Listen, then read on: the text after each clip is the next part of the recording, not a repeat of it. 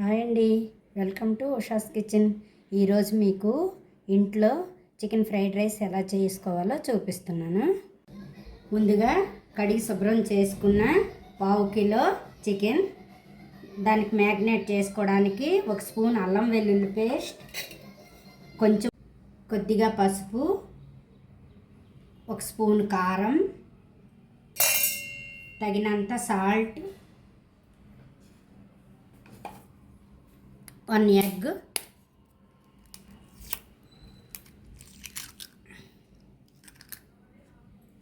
కొంచెం నిమ్మరసం, 2 spoons cornflour వేసుకొని కలుపుకోవాలి.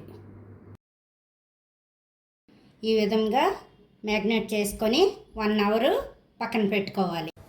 ప్యాన్ పెట్టుకొని 3 టేబుల్ స్పూన్ ఆయిల్ వేసుకొని చికెన్ వేపుకోవాలండి. డీప్ ఫ్రై కాకుండా ఇలాగా వేపుకోవాలి, చాలా బాగుంటుంది. ఆయిల్ వేడైన తర్వాత చికెన్ని ఈ విధంగా పీసులు విడదీసి ఇలాగా వేపుకోవాలండి. ఈ విధంగా చికెన్ మెత్తగా అయ్యే వరకు వేపుకొని తీసి పక్కన పెట్టుకోవాలి.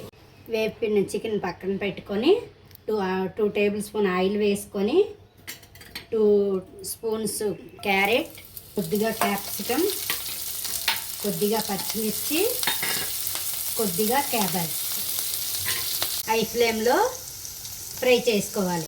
ఈ ఫ్రై అయినాక 1 ఎగ్ బీట్ చేసుకొని పక్కన వేసుకోవాలి. ఎగ్ ఫ్రై అయిన తర్వాత ముక్కలుగా చేసుకొని మొత్తం కలుపుకోవాలి. ఇప్పుడు 1 tablespoon soya sauce, 1/2 tablespoon vinegar,